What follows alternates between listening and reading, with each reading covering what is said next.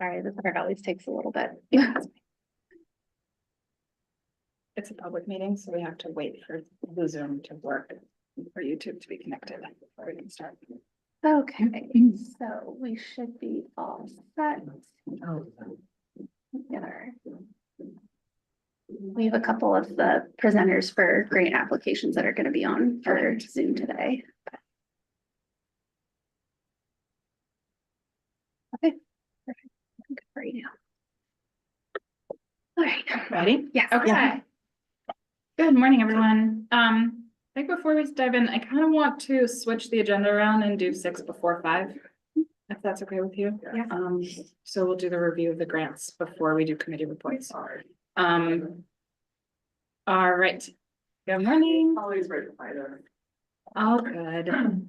We're just starting. Any questions on the meeting minutes from April?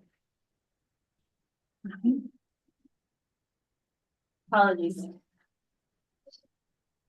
Actually, before we do that, let's do introductions, because Ben's new. All right, Just join. I will start, we'll go this way so that you, as a new person, get to go last. My name's Nina, I'm the chair of the commission. I work as a project manager for a web design branding company. We work with nonprofits. I guess I went to high school in this area and then I left and then I came back 4 years ago. And I joined the company maybe 2 years ago, I think. And I'm trying to think of a good icebreaker question. First album that you bought, Ooh, okay. or cassette, or All right, CD, thank or- you. Yeah, that's a good one. All right, thank you. Sorry, So- sorry to jump in. No, perfect. The first CD, because I was born in the 80s, the first CD that I bought was Mariah Carey's Hero, first bought with my own money. And it was a great album. I stand by that. Rosemary. I'm Rosemary. I work at the University of Maine as a digital content specialist. I grew up here, went away to college and then came back. I don't know what this album I bought was. I remember in high school, it's kind of embarrassing, but I went through like a huge Justin Bieber phase. And I bought the Justin Bieber Christmas album using all coins at Target, and the lady wanted to murder me. It's not the first album I bought, but the most like memorable experience, I guess, so. That's great. I'm Ann Krieg. I'm the Director of Community and Economic Development. I've been to the city since 2019. The first CD I bought, I think it was Fleetwood Mac Tusk. I'm Sarah McQuillan. I'm the development assistant with the city. I've been with the city for just a little over 2 years now. And the first CD that I bought with my own money, my little allowance at the time, was the inaugural NSYNC CD. That's great. I can't think back that far, but my name's Cal and I'm a retired art teacher. And for some reason, what's popping into my head is that I bought Joni Mitchell. My name is Kelly Schnell. I'm a musician and a mother. I live here in Bangor. I was born here, moved away, moved back to raise my son here. He's getting ready to go off to college, so yay, mom, yay, hate it. My first, I grew up and we weren't allowed to watch MTV. It was just coming out and I had a babysitter who used to let us watch MTV and I was like 10 in 4th grade. So I broke my finger on the playground and my stepfather at the time bought me, it was Madonna, True Blue and Cyndi Lauper, Girls Just Want to Have Fun, 2 LPs when I broke my finger. So my first music I owned. That's great. Yeah.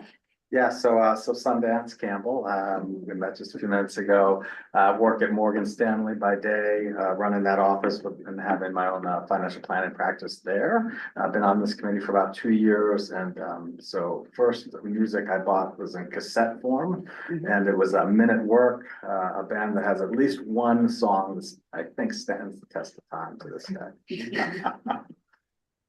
Jennifer Snow. I work for the County of Penobscot in my day job in human resources. This is my first year on the committee, so I just joined in January. And my first CD that I bought, like with my own money in my angsty teenage phase, was Sarah McLachlan, Fumbling Toward Ecstasy. Mhm. Still listen to it to this day. It's a great one, so, yeah.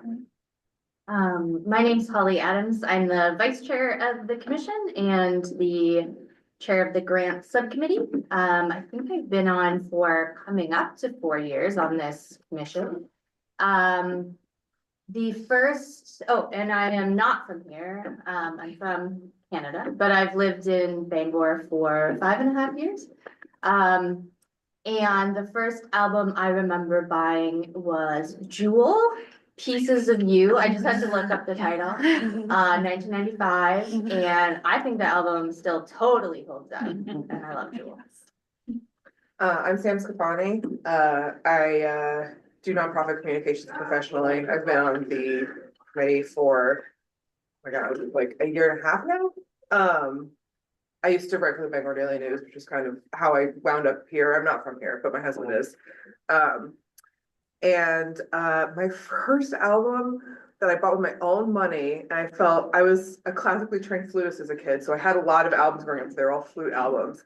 So when I had my own money to buy an album, I felt very cool about getting Songs About Jane by Maroon 5, which felt very trendy and indie at the time, had like a very sexy cover, and now Adam Levine is the worst, so I have to live with that.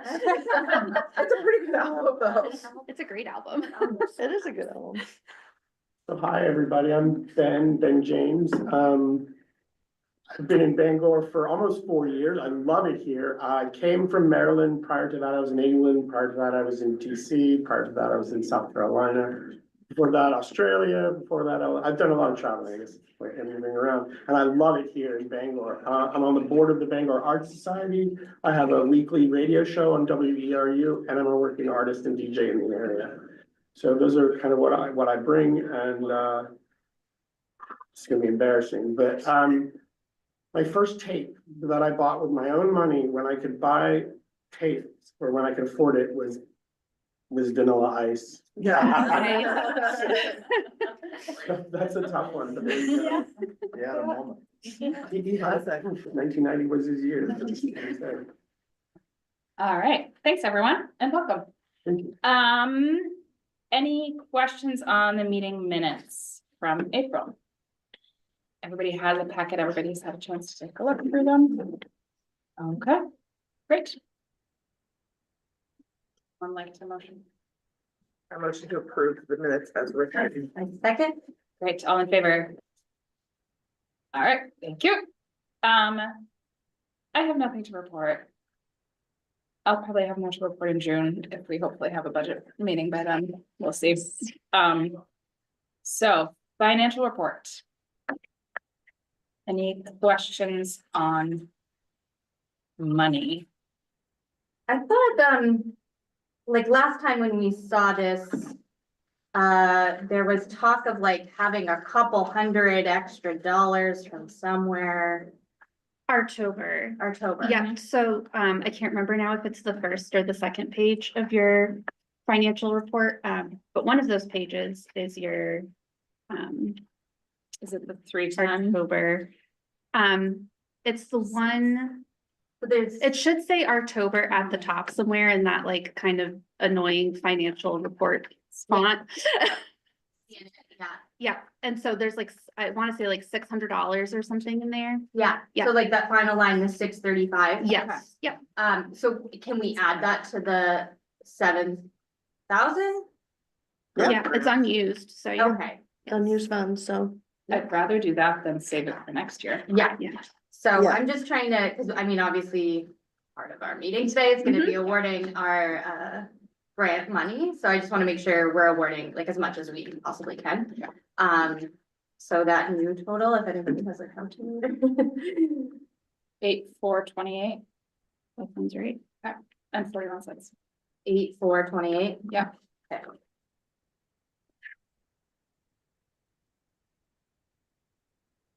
Thank you. Of course, any other budget questions? All right, great. We'll skip committee reports for now. We'll just move them to the end so that everybody who's joining us can move on with their day.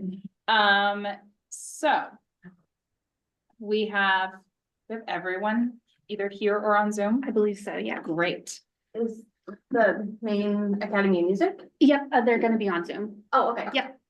And then we've got Bangor Ballet on Zoom, on yeah. Zoom. Yeah. Great, and Bangor Beautiful, Bangor and Library. Perfect. We had a couple of follow-up questions for some of them, right? Do we want to also invite everybody up to speak for a minute, or do we want to discuss first? Up to the commission, I think. As grants commission. Okay, should I make that decision? Yeah. So we did reach out to, the Downtown Bangor Partnership in advance with a question about how much money they were requesting, because the application had 3 different amounts on it, and we did get an answer to that. So I'm sure that's in the package, but we can, just make sure or update, I guess. Yeah.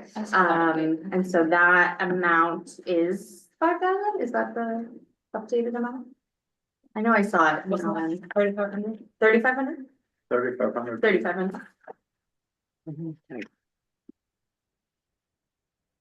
Okay. And I think that was, we gave, the library some questions we would have in advance, but Yeah. Siobhan's here to speak. Yeah. That's So why it. don't we call Siobhan up to the table, and if you've done this before, you know, you have to sit at the table when you speak. So let's pull up a chair and then we'll see about the questions. We'll give you a few minutes and then we will give everyone else also a minute or two because you're here.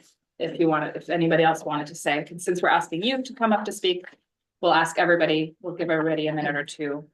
To tell us anything else or answer any questions, and then we'll discuss. Yeah, so thank you so much for being here, Siobhan. So the request is 986.48.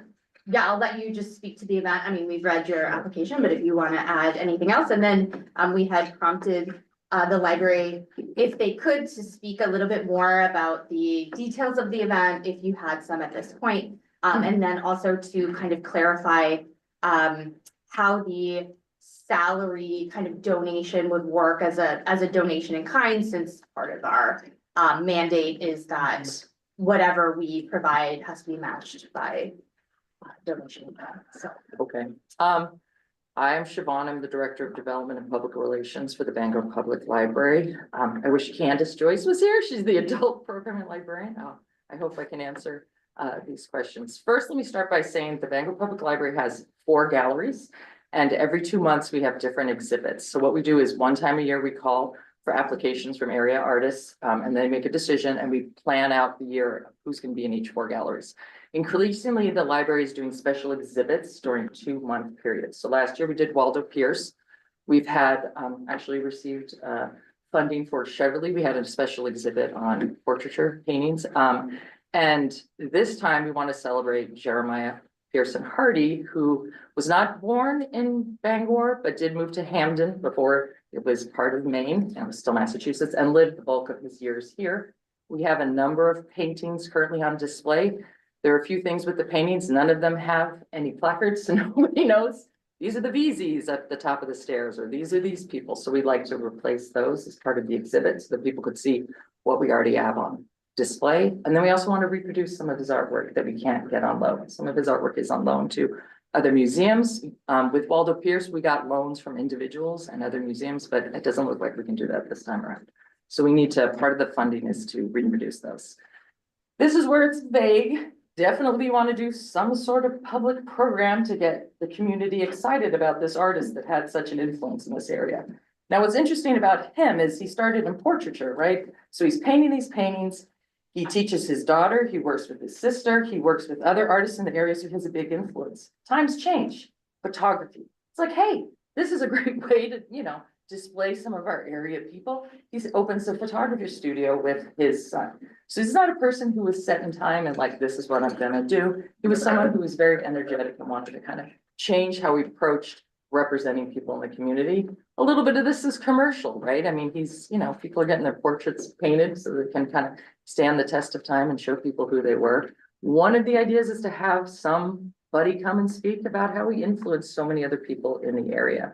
Currently Candace is still doing a ton of research on this. It's not well known. It's hard to pin down some academics, unfortunately, right now as to whether they would speak, so it's a little vague. We'll definitely have a component where students can come in and do something. We have relationships with area high schools, and we usually kind of brainstorm with them and with our art committee to come up with something that can kind of engage people. One idea is the fact that you had your portrait done, or you had a photograph done, and that was it, right? Everybody knows what you look like now from that one portrait. Think about what you have now, 7,000 pictures. If you were a student and only had to pick one, what would you pick to represent yourself through history? It's very difficult, right? So the technology has changed, the representation of people has changed. What would we know about people differently if we had more opportunity to see what they look like? Or, they had to make choices of like how to represent themselves that we don't have to make exactly the same way because we have a lot of flexibility. I'm not saying that's what it's going to be, but we want to do something to make the students kind of think about this art in relation to themselves now and the community.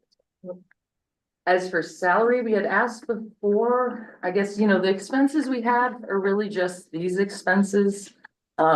So in order to kind of say we're matching, we kind of calculated how much staff time, would take. She has her normal programming time that she does. This is a little bit extra. I do the promotion, so some of the work that I would do is in there. We could have put some money, we might put some money into marketing, but we tend to not want to put that much money in, but we don't have money that we're currently allocating from another source for this, except for library staff time.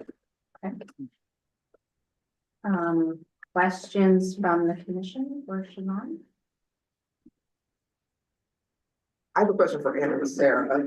Is that kosher to sort of have the in-kind donation matched with staff time? I mean, it's up to you. You can do it that way. So I'm just looking at our application on the website, the eligibility requirements. So the match requirement, applicants must demonstrate a one-to-one match through other means of fundraising. And it does say fundraising, so it says grants, ticket sales, donations, donations, in kind, etc. For example, a request for a $2,000 grant must demonstrate income equal to or greater than 2,000. So that was just a question, we had when we met in our subcommittee meeting. Where, is it the library is paying above and beyond for staff time and that's the library's donation?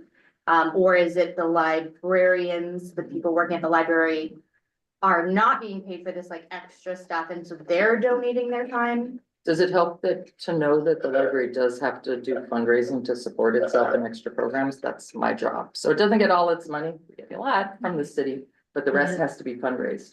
So just in general, most extra programming does come from my fundraising efforts. So it does go to underwrite some of these efforts. That helps.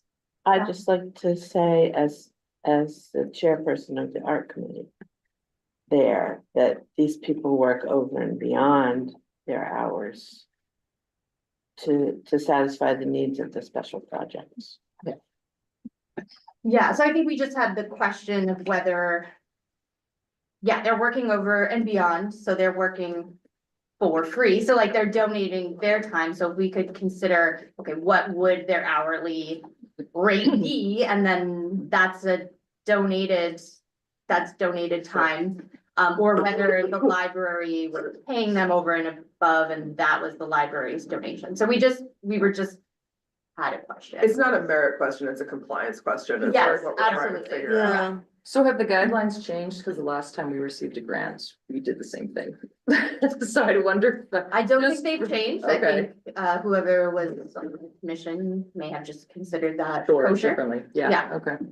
And I probably wasn't the grant, the chair of the grants committee at the time. And that is up to us, like that is. Yeah, I mean, it's, it's an in-kind donation of their time. It's up to the commission. Because most of the grants you give out are to nonprofits.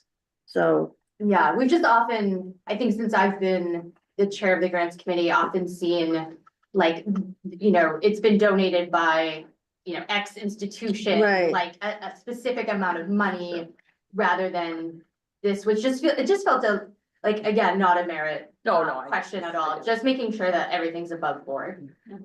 But if that's Yeah. up to us, then. Yep. it's up to you. Would this exhibition still happen if you don't get Yes, this grant? yes, it's still gonna happen. They probably not the speaker, I would say. Yeah. Speaker funds, speakers are expensive. This is probably, we could definitely bear the cost of the display since we've already allocated the space for it, but I don't think we'd have some of the other ancillary programming.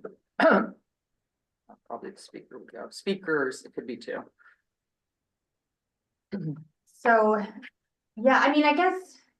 Okay, so under the expenses line, there is the staff time administrative expense of $1,140. So that is. So that's like considered a cost, so. I'm just trying to like figure out Mhm. the logistics, so. But that isn't being paid because they're donating their time? No, I think you were trying to make the point that there's stuff that happens that we don't see necessarily, so staff might drive to do research at another library that don't get compensated for their time or for their mileage, so that I've seen happen. But this is based on just, I don't have a figure to break down how much they're donating their own time for that. It's really how much the library is kind of allowing them to use their time for extra programming beyond their regular library duties. So most staff, they're there to, their principal duties are to man desks, provide reference, help and things like that. And then the extra part is the programming, and the extent to which they do that is how much we can kind of supplement with some fundraising activities, because it's part of the mission of the library, but it's kind of a little bit extra, a lot of these programs. Yeah, so was this number, this $1,140 arrived at by like estimating how many hours? Yes. And then It's salary. about 25 hours 25 hours. between 2 to 3 staff, depending on if one staff person gets involved. So that's how we came up with that. That's about the average for planning for one of these art programs, I'd say, and promoting it. Any other questions for Siobhan? Okay, Thank you so thanks. much. Thank you. Thank you. Do we want, I mean, we're kind of going, I guess, a little out of order, Yeah, just because we have the most questions. of course. So do we want to go back to the order in our list, which would Yeah. be LA, I believe? Yep. Bangor LA. So we have Mackenzie joining us. Thanks so much for joining us, Mackenzie. Hi. Hi, so the request is for $5,000. Of course, we've read your application. If there's anything more you'd like to add or anything you want to highlight, happy to give you the floor. Okay, my name's Mackenzie D'Angelo. I'm the executive director of Bangor Ballet. Our total project budget is about 15,000, and it costs us about 14,800 to do our Bangor shows. We sold out one of them last year. I don't know if anyone is familiar with ballet, but our company primarily studies Vaganova, which is Russian technique work. The girls that are in our company that have primary roles like soloists and principal dancers, they have started studying and dedicated themselves to it at the age of 6 or 7. So it takes a very long time, essentially, to condition their legs to get them to the point where they can perform like that. It's not something that a lot of areas have access to because it is such a specific style of training. And we were founded, I'm sure a lot of people know this, by Jane Bragg and Ivy Clear Forest, who really brought that development to this area because there's very few places, especially in more rural developments, I'm not from here, that provide that level of training. So we've been here for 30 years and we're trying to keep it going. We are running into a extreme amount of production costs that we otherwise did not predict coming through with the increasing change. And we would love to keep the show in Bangor without having to look at more affordable venues because we have the lowest ticket prices within this area. They go about $12 to $18 when the average is anywhere between 37 to 67 for other comparable shows within the area. We also do a production that is geared more towards children with short attention spans so that all families can enjoy that tradition without having to tell a 4-year-old that they have to sit through a 3-hour performance, which is difficult, as most people know. So. Thank you, Mackenzie. Questions for Mackenzie from the commission? I think my question is just if we can't give you the full 5,000 requested, Yep. will this production still happen? Do you have Yes. other Yeah, any- funding to balance that potentially? Anything will help. We'll just have to make, budget cuts, which is very common in terms of like production and costumes. So, but yeah, it will. Would there be a raise in ticket prices if you couldn't get the full amount, or are you committed to the low cost of ticket prices? It depends. There very well may be. We may very well have to raise ticket prices at some point just because we can't lose money on the production. And that's the main goal, is to keep it in Bangor, but we do it at the Gracie. It's also one of the most expensive venues. But it's also one of the most accessible in terms of ADA accommodations and for transportation to get there for people who otherwise don't have vehicles. It's the most accessible venue in the area for us to do it at, but it also is one of the most expensive. So. Yeah. And I'm just looking at your like budget table. There's a line other for $600. Is that I don't So know. that, so Other. what, the other line for there, so that is in different costs. We do have dancers sometimes. If you've ever bought a pair of point shoes, they run about $130 a pair. Most dancers will go through 2 or 3 pairs for one set of shows. It also includes tights, flat ballet shoes, additional, if we have kids who can't afford to do that, we'll either I will buy them myself or the company will allocate expenses up to a certain point that they can too, so that they still have the opportunity to perform. Are all of your dancers local? Yep. And how do you market your event? What are you using? So we use primarily advertising via social media, and we found that to be the most affordable way, where we don't have a lot, we only have 2 employees. So, and it's all part-time. So we find the best way is to sort of monopolize on algorithms and target it to people in this specific area, in the Bangor area, Hamden area. We do traditional marketing with posters and flyers. We contact local PTA organizations to provide tickets, and we would like to do, if we get funding, some more community events, not just to encourage the production, but to encourage interest in classical ballet training, because that also seems to be dying out as we progressively try to move forward. So.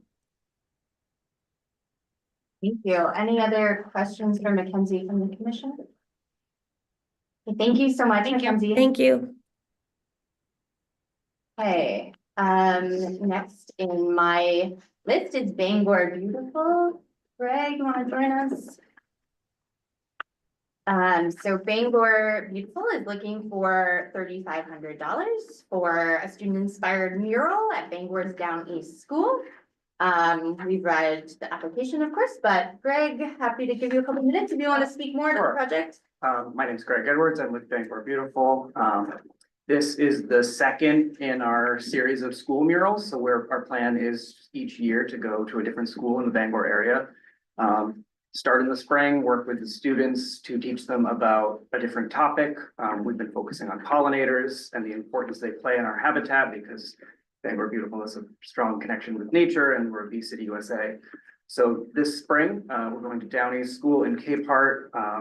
We've been working with the teachers there to develop a little bit of a curriculum that the students will see, learning about the importance of pollinators. And then starting in a week or so, they're going to be working with a community gardener there who actually lives in the neighborhood, Karen Mary's daughter, to help plant their school garden with 1/3 1/3 vegetables and 2/3 native plants, which are really important.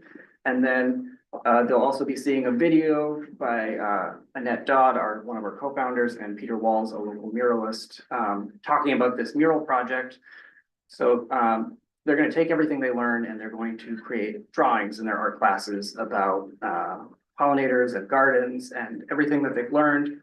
Peter's going to take all that material this summer and combine it into a cohesive, beautiful mural that he will paint the outlines of onto marine plywood. It'll basically be like paint by number.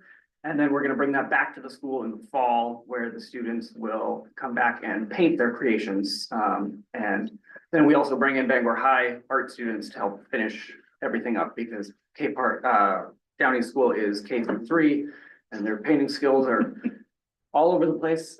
So we bring in a big team of high school students on the last day to help, clean up lines, make sure everything looks pretty. And then we seal it and it'll go up on the wall. It's gonna be right on the front of their school by their bus pickup drop off area. So it'll be very prominent. It's a giant blank brick wall right now.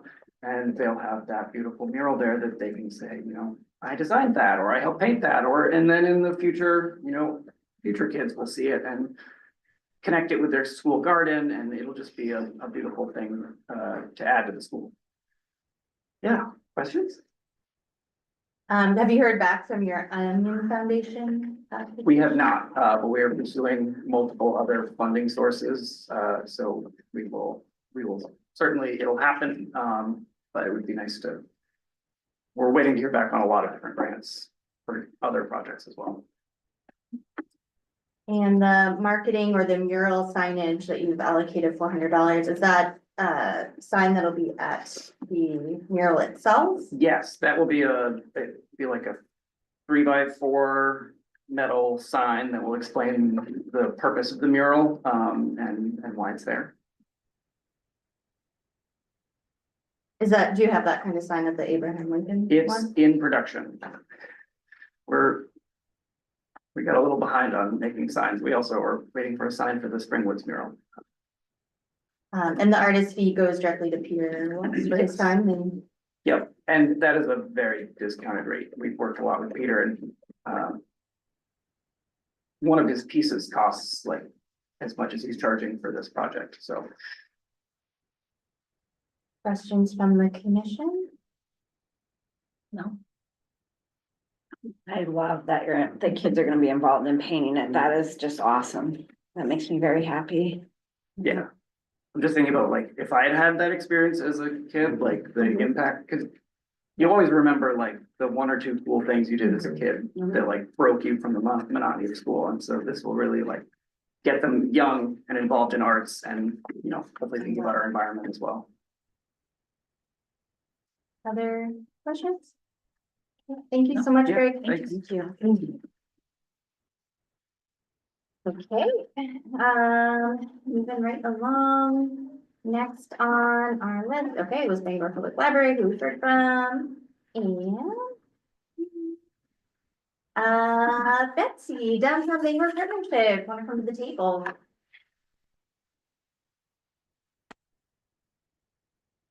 Okay, so $3,500. Yes. Is the ask, and it is for the, like a Little Free Library, but it's a Little Free Art, box of decommissioned Metro News whatever those are. That's called. like the newspaper, the old newspaper boxes that were chained up all over Bangor until, 6 months or so ago. Yeah.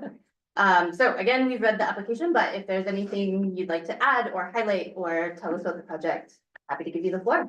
Sure, yeah, I'm just gonna say a little bit, and then I'm gonna turn it over to Brian Cattell, who's with us online.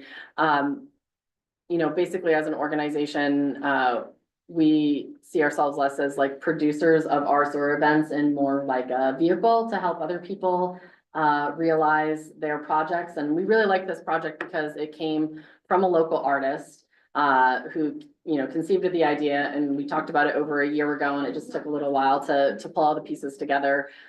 We really like it because it puts the majority of the funding goes directly to the artist for both the their vision and also materials to create the art that goes into the boxes. We like that it spreads out over a significant part of the community, and we like that it encourages other people to create and contribute art to it as well, because there is that component that the box is there, the artist has to restock it a certain number of times, but then we're also going to be calling out to the community to put their pieces in there as well and just get people communicating through art. And I will turn it over to Brian, who probably has a whole lot more to say about it. Hey, thanks for having me. Thanks for the time and the consideration on this proposal. I think the most exciting part about this project is really community engagement, and it's really no secret that sometimes we're grasping for activities to do in Bangor. A few years ago, I was doing Queen City Silver. I just spray painted things silver, and then I would put them out on the streets for people to collect. And I didn't think this type of thing had much significance, but this one girl, she mentioned how I made her summer because it became like this adventure to go find these things. And I find that the free art exchange would be the catalyst for the same type of thing. It gives people really an opportunity to engage with local artists, to engage with each other, to get out and venture into Bangor and see some sights on their ways to, interact with these art exchanges. I think it also at least gives a few local artists the opportunity to create a piece and get their work out there, while at the same time not taking the typical voluntary exposure position that an artist usually has to take. And we pay them for their work, which I think is an awesome thing. So it's a bit of an experimental project, but I really think that it's an exciting one that can really foster a lot of community involvement all around, and foster creativity, and get all ages involved. Thank you. So I think our subcommittee met a couple weeks ago and we just had some questions. We think it's really cool and really exciting. For the artists, is there do you have criteria for selection or selection process? Will they be applying to have their art in an art box, or will you commission them, or what's the criteria for selection? For the 4 artists that are going to be represented, one is going to be Brian as the project creator.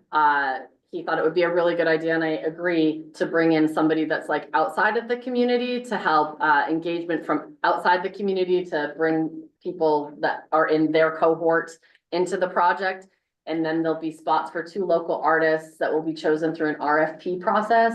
We're putting together a group, including George Kinghorn from the Zillman Museum is going to be one of the judges, and we'll obviously choose somebody from Cultural Commission as well to sit on that panel and evaluate who the 2 other artists are. We'll probably reach out to Bangor Art Society, who we do some work with as well, but to really try to draw from kind of the expertise in the community and selecting the artists that would be most reflective of community values and engagement and what we're trying to create.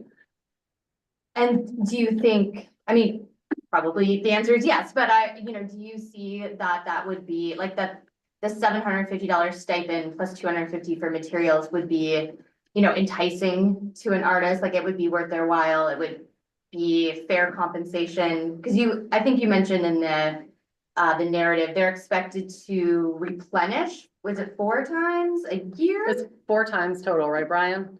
I think was what we put in there. Yep. And do you have like a set number of pieces that must go in? Like, what does it mean to replenish? Is it, you must put 10 pieces in or? Actually, we didn't define how many pieces, but that can be included in kind of like the RFP and the project proposal is exactly how many pieces. I think it will probably depend on, a little bit on the artist and what they're creating. You know, and I think one of the things we talked about when we talked about the materials budget was the idea that, artists are very often like thrifty and have like lots of supplies like kicking around, to kind of throw into the mix as well. I know Brian works a lot too, specifically with, materials that that are found in the environment, right? And like your silver sprayed objects, you know, project that you did. So, I think we'd be looking to artists who have that kind of angle on art that is a little bit egalitarian. Okay. I think one of our other questions was about the locations. So there were, I think, maybe 6 proposed locations. And obviously you want to do 4. And we thought some of the locations seemed really great, like obviously like West Market Square just feels like a no-brainer. But others, like the feasibility seemed maybe a question, like in front of Stephen King's house, like I don't know about that. So have you reached out to these locations? Do you have the green light from any of them? Yeah, I mean, we've talked a little bit with, you know, the folks at the city, for the ones that would be hosted on city property. And then like some of those other locations, like the Stephen King location would be like, if that can be negotiated out. But we thought that would be a really good way to draw people from outside the community that maybe aren't in our, communication stream into the project, that they'd find it. It would have like the QR code and the information to draw them further into the project. So that's a goal, I think, generally Stephen King is and his foundation are pretty supportive of these kinds of projects that wouldn't require them any money or anything like that, but would highlight the community here. Yeah, okay, I just wondered about, drawing more people to his house, but the city forest was one we had questions about, just like. They allow like a, you know, metal structure in their natural environment. Yeah, oh yeah, definitely, like they actually like this idea a lot. Okay. I should say, the Tracy, who I spoke to, likes the project a lot, he's not with it. Other questions from the commission at large? That's easy. I've been working kind of like similar to the question for Siobhan. Is that something that kind of fits in the normal course of someone's day, or is this like a completely new responsibility that someone has to take on if the project is forward? I mean, generally the approach of the organization is that when somebody comes to us with a really great idea, I think the fish, like Chance the Fish was out at the library is another great example of that. Usually when an artist approaches us, like we try to do whatever we can to like foster that. Yeah. Would I say that it's like written, like none of this is written into like our plan for the year, but it's something that, you know, like we obviously want to make happen. And we're actually pulling money out of our budget to contribute to it as well. But there is obviously the staff time associated with the execution of the project. And I really think another really great piece of this project and what we bring to the table is the marketing component. We have a really great reach. We reach both into, you know, kind of the tourism field and have, you know, we draw a lot of people to the community specifically with our arts and culture marketing. And then we also have like a really good local reach as well. So I think, you know, between those two things, we'll be able to, you know, draw a lot of people to the project and use the project as a way to get people to come here and not only like look at the box, but then also, you know, visit the Zillman Museum, like look at the murals that we have painted around town, you know, have lunch. Like I think it has it's an opportunity to use this project to be a little bit more far-reaching. So the 1,000 for marketing, what exactly, I know you have a great marketing team and strategy. Is that social media? Is that? What is that? So the $1,000 would go towards, we'd create an interactive art map and or add it into the interactive art map that we currently have. which I think I included some numbers in there about the kind of traffic that we see on that. It's, we launched that in the second half of last year and it did really well. So there'll be just a little bit of staffing associated with, getting the digital piece together. And then beyond that, we'll run a PPR campaign, PPC campaign, which we've been very successful in both local and tourism markets with the PPC campaigns that we've run to draw people in. We also will run digital ads. That's the PPC part, social ads as well. And we do paid targeting and direct flight pathways to Bangor that have a strong interest in cultural tourism. So New York, Boston, in fact, Boston and New York City are the largest number of visitors to our website come from Boston and New York City, not Bangor or any other surrounding community. All the other communities added together don't add up to what we get from New York City on our website, and specifically, on the arts and culture map and on the events page. So we use social media, paid social media marketing to drive to that. We use a PPC campaign to drive to that. And we'll probably create some kind of video component as well that we can run. Usually for that sort of thing, we put them as like little 10-second tails on news stories in other places to cause people to come back. So it would actually be largely spent on placement and less on like time associated with creating it. What does PPC stand for? Pay-per-click. Pay-per-click, okay. Yeah, yeah, so pay-per-click. We did that with the interactive map and it was, really successful. I think we spent, I want to say like $500 and, had several thousand visits from places outside of Maine. Portland actually is also another really good target market for us. Maine Office of Tourism shared that the only county to county tourism that has increased last year was Cumberland County to Penobscot County. And so we actually, and that's completely opposite from the way things used to be. Like you never used to get people to come from south to north. We see that happening now. And so, we've latched onto that and we do more targeted marketing in the southern region as well. Thank you. I think my last question, so the artists, so you're selecting 4, Brian's 1, so you're selecting 3. And they're also responsible for decorating, personalizing the box itself. And that's part of, they're also using the materials budget for that. And then they're responsible for 4 exchanges during the first year. How do you imagine the project, say in its second year? Like, is it a new 4 group of artists you're bringing in? Are they redesigning the box and painting over what was there before? Or is it like, we're just hoping then maybe the public steps in and it becomes a little free library and we leave the original 4 artists box decorated as it was? Yeah, I don't think we actually see it really going beyond the first year. Oh, okay. We tend to do a lot of temporary installations. When you have the captive audience that we have in our community, like rotating out the art and experiences, like I think about like Umbrella Sky, like that's a 3-year component. It's been massive in terms of bringing people to the area for tourism, but we also have the opportunity to switch it up and do something different in 3 years with that. And I see the boxes that way. I think if they were really successful and we saw people using them, continuing to use them a lot, we could reboot for like another year and just have it more of a little free library exchange experience and partner with Bangor Art Society and other art groups to help make sure that it remains active. But I don't think we'd want them to sit out for a really long time if they weren't being used, because then they would be what the Metro boxes were before this, which is just changed to infrastructure and not really useful. But I think that's, we see it as a 1-year project and we can evaluate at that point if there's value in continuing it. Thank you. And Low on time. yeah, we're very low on time.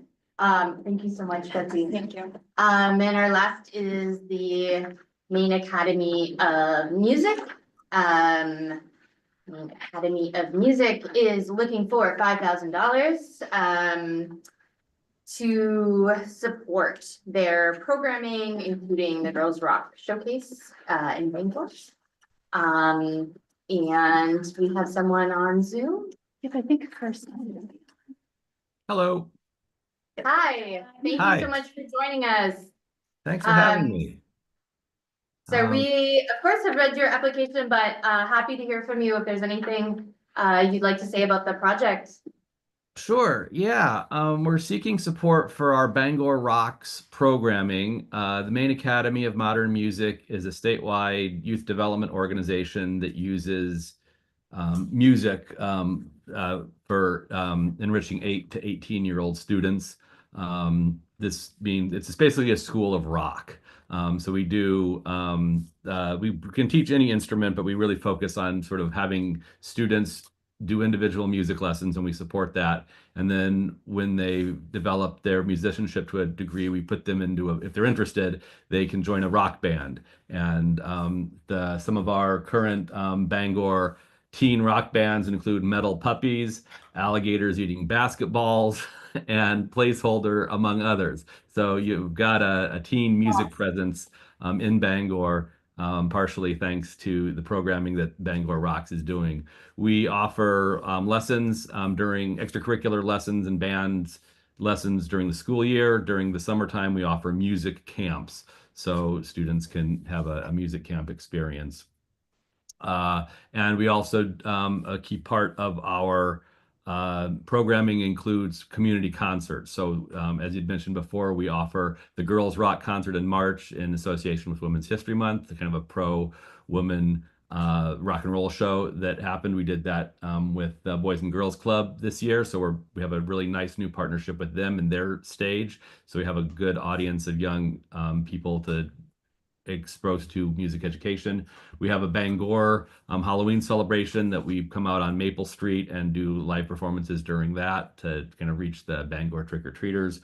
And we also have what we call the pre-sorghum concert, which is kind of an end of school concert that we do prior to inviting all of the Bangor bands down to our Resurgam Music and Arts Festival. It's on the Portland waterfront. So the bands are not only performing in the Bangor area, but they get a chance to go to other communities. Portland is the primary one with the Resurgam Festival in June and our Chords for Kids concert in November, but they also go around the area. They were just booked at, or just finished the Smelt Fry that happens in Columbia Falls. We have a connection with the Downey Salmon Federation, so we're able to kind of have the Bangor bands go into other communities in that region and show off what young musicians can do. Our ask is a $5,000 worth of support for our programming, which is about a little over $30,000. Of course, this is a scalable ask. We can make do with whatever your funding is available, because usually the situations there's a limited amount of that. So we would sort of in our ask are using it to kind of underpin the entire program. I think in the budget it was for mostly administrative costs like teacher fees, instructor fees, subsidizing student lessons. All the lessons we have in Bangor are subsidized, so the rate is a little less than what it would be in Portland, but we also have scholarships for students who can't afford music lessons or the full fee. We work with them to find a price that they're able to do. Yeah, it's the program. If you have questions about the program beyond what I just said, please feel free to ask. But we've been in Bangor since 2018, offering this kind of musicianship opportunities for young people, and we find that it's a really valuable thing that is happening in Bangor. Thank you so much. So when our subcommittee met, some of the questions we had, one of them was, and I don't know if you have the numbers off the top of your head or available to you, do you have a sense of how many kids in Bangor are served by the Maine Academy of Modern Music? Like I was seeing in there that there's 13 youth receiving lessons. But I'm just curious if you know how many, are participating in Girls Rock, or how many, like what is the scope in terms of kids served by your institution in Bangor? Yeah, it's really funny because there's all these caveats, because we directly serve 13 to 20 young people in bands. give or take, depending on participation. Sometimes it's higher, sometimes it's lower. But yeah, we I'd say about 20 people, this direct service. And then with our community performances, I don't know how to quantify, say, the amount of trick-or-treaters that are on Maple Street. So let's say there's 200 or 300 there. With our Boys and Girls Club, usually audiences are about 100, I would say. We do camp concerts at the end of camps for the community, but usually that's for parents and kind of family members. So they are also served in probably not dozens. So I would say, between 500 and 1,000, if you want to count audience members, are impacted by the community work that we're doing through music in the communities. Okay, and then it's 13 to 20 kids who are receiving the lessons or playing in the bands. Yes. Okay. Yeah. And do you have venues lined up in Bangor for any of the Girls Rock concert or any other? Yeah, we have a new relationship with the Bangor Boys and Girls Club, which has been terrific. We were working with the Queen City Cinema, and they've closed. And we also had worked with the Bangor Arts Exchange. Our camps, we'd use Hudson University facilities with those. So we are around the community, and we work with the Parks and Recreation from the city of Bangor. For lesson spaces at times too. So yeah, we have venues around the city that we're using, always looking for new opportunities though. Hey, and I know in your budget, you have 750 allocated for marketing, and 450 for travel. So I was wondering if you could speak to why travel or who's traveling, and what your marketing plan is to use the 750. How are you marketing the event? So I think I also, in marketing, I should have put an asterisk that's also kind of archiving. And I mean, so it's we like to have a member of our staff at performances, sometimes, always the Bangor staff, but our director goes up to shows in the Bangor area. And sometimes we need to have set travel costs for camp instructors that go up to Bangor for the camps, if we're not able to find local musicians that are able to manage those camps. So that's really where those fees are. And we find it's really valuable to document all of the shows we do in pretty complete ways with both video and photography, and using that on social medias, using that for promotional materials. So it's not just pre-promotion for events that we're doing, like getting interest in Bangor, the Halloween show, or Girls Rock, but then afterwards, all of the materials that we gather that we use in the follow-up to promote what we've done and how good it has been. So videographers and photographers are what those fees are going towards. Thank you. Questions from any commissioner? I just wanted to know if you have a need for volunteer music teachers or used instruments. Absolutely. Yes. Please let me know about that. Email me. Yeah, absolutely. Thank you so much. Thank you. Everyone's welcome to stay, but you also don't have to. I can do 15 more minutes if we want to keep going, but if anybody has to leave, that's fine. Yeah, I think we should try to make a decision at this meeting, and try to make it quick. We did have, 5 applications, which is kind of on the high end. And we did have questions for them, so appreciate the time. So the subcommittee met a couple weeks ago, felt that all of these projects had a lot of merit and all were eligible, that we didn't have questions about eligibility. We are being asked for way more than we have, which is always the case. So we have $8,428. What we have we came up with, after a lot of negotiation, kind of a preliminary how to spend the budget, although I think we were using 8,000 as the number, so we might have 428 to kind of put elsewhere. We do wish we could fund every project in full. We are excited about each project, and we think they're all, boons to our community in different ways. So I can just go through what the subcommittee is proposing and open to feedback. So starting with the Bangor Ballet, our suggestion is 1,750. So that is about 35% of their ask. Bangor Beautiful, we came up with a number of 2,000. We thought that that would cover everything except the pollinator plants, which we thought maybe could be,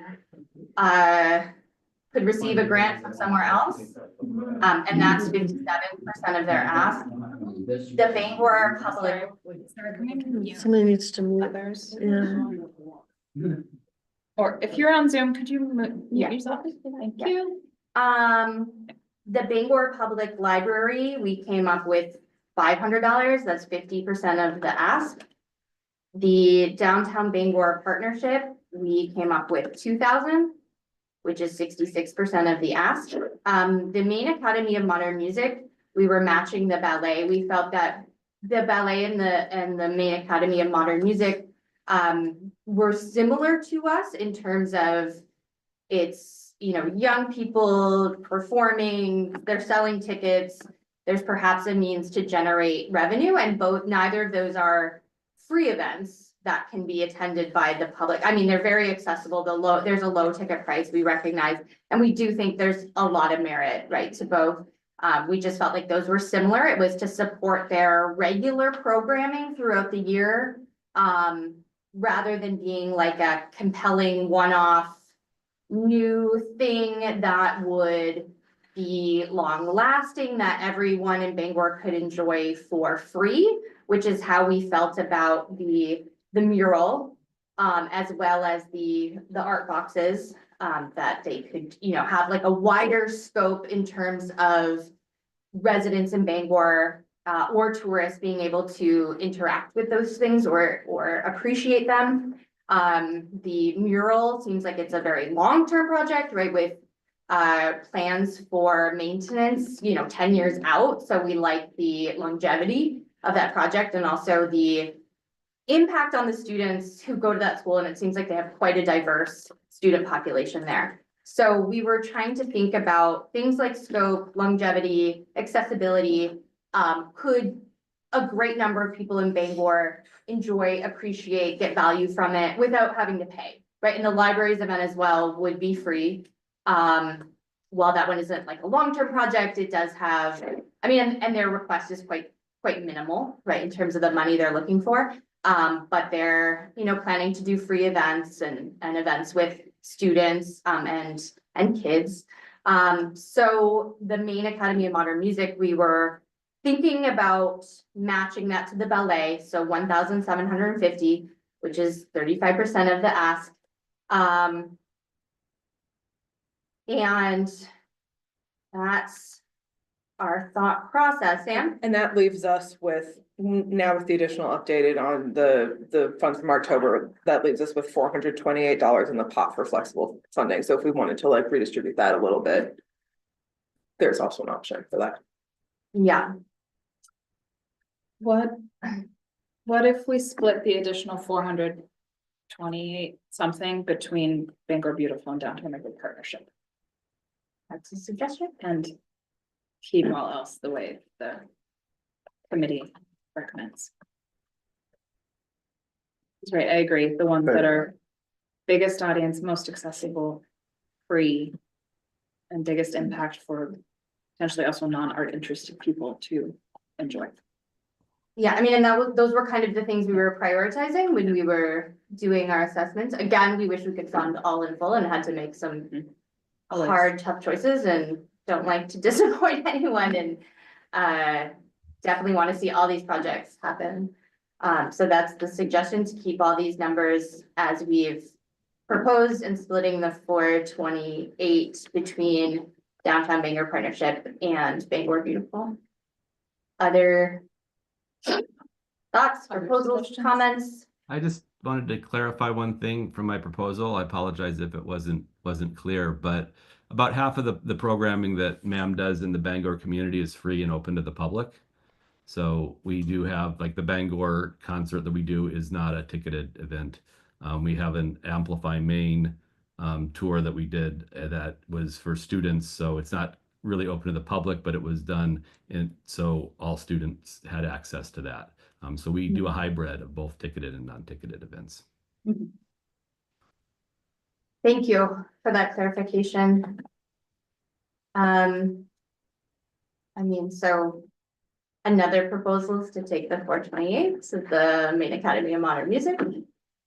We did have a line where we, like in our notes, where we were considering upping that to 2,000. We do, I mean, really appreciate the work the Maine Academy of Modern Music does. We're, very, we appreciate that students are on scholarship and it's making, music education accessible to students, and we definitely see an impact there. Sundance? Just curious, if you know the history we have with Bangor Ballet, have we given them grants in the past? And general idea of what that's been? We have, I don't have numbers, but I can remember. I wouldn't expect you to, unless it just happened to be right there in your mind. Yeah, but we have often given them grants. And we. I have the numbers if you need them. Sure, go ahead, Mackenzie. So I think we were given 2,228 last year. And then before I came on as executive director, I believe we were given 1,600 in 2020 for Seuss, but it was canceled because of COVID. But we did an online production instead. Okay, thank you. Yeah, and in the application, it does say 2020 and 2024. So yeah, we have in the past. In fact, I think all of this spring's applicants, we've given grants to. Yeah. Did we give grants to any of these in the last grant cycle? None of them, no, that would make them ineligible. That's what I So said. none of them applied in the fall. Like a year previous, Yes. I think. Yeah. To Bangor. I just want to make sure that wasn't. Yeah, we did, yeah, we made sure of that. Any other proposals, ideas for how to split the money? I mean, another proposal is to split the 428, and I know it's very minimal, right? To like be splitting 428, but to MAM and the ballet, because they are the two organizations The receiving least the amount. least in terms of percent. That gets them both closer to 2,000, which means everyone but the library, which they asked for less, gets close to 2,000.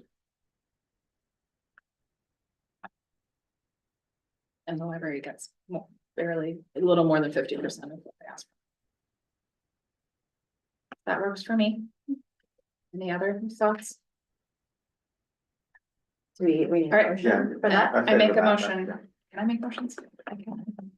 All right, I make a motion. Well, no, you can call for a motion and you can second a motion. Call for a motion. Ready? How about I make a motion that we split the remaining 428 between Bangor Ballet and what I'm calling School of Rock. And then within that motion is, Accept the others. And as then, recommended by oh, the sorry, committee. so, and then accepting the other recommendations from the committee as they stand. Second. All in favor? Right. And Sarah, do you have those exact amounts? I sure do. Great. Yeah. Okay, for anybody who's still on the call or in the room, these are not approved and you will not get this money tomorrow. This does still have to go through the actual city council for final approval. But you will hear Yeah, in another month or so. it'll right? be Usually gets distributed in the early July. 12th, May 12th council meeting. Well, Okay, it'll that's pretty soon. actually, it has to go to BED first. So Oh, it'll go to that's right. BED on the 19th. The 19th. And then it'll go to council on the 29th. Council is a Wednesday that week because of the holiday. Mhm. So then funds will probably be dispersed during the first 2 weeks of June. Okay. And sorry, just a couple more minutes. You have staff updates on public restroom project and the budget meetings? I don't have anything in the restroom unless you did. It was just a really brief update, that I just have, the contract with the artist Mariah to be signed. And then once that is signed, She's gonna coordinate with Tracy to get the materials. She's most likely gonna do the, like the painting in her own studio and then bring it to be installed, but she felt pretty good about the timeline for, the art festival for at a minimum getting the library one installed, but probably both of them.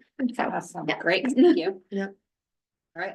We don't have the schedule published yet about when, the budgets will be heard by council. They're on Wednesday nights though, so it'll be a Wednesday night this month. So I'll send out an email as soon as I know. Okay, I can make that work. My plan is for me to come and speak to council to defend what we asked for. If anybody else would like to join me, I would very much encourage that. It's always good to bring some more people. We send the information in an email. Yes, I'm not gonna remember it. absolutely. Mhm. And right. you Yeah, I'll will send let an us email to know the full commission. When Yeah. it, when it actually gets scheduled, with a few days of advance warning, so that we can make that happen. Great. All right, I adjourn the meeting. Thank you all so much for staying late. I'm sorry, I have one more thing if I could say something. Like with this funding, we are able to do community concerts. So if anyone in the community wants to have teen rock bands perform at their events, they can reach out to us. Our students really love performing in the community. So we love to have those opportunities. So if there's an opportunity at an art craft fair or some other city function that you think teen bands could add some extra spice, please let us know and kind of think about that. Thank you. And thank you so much for your time and consideration. I know, There you yeah. go.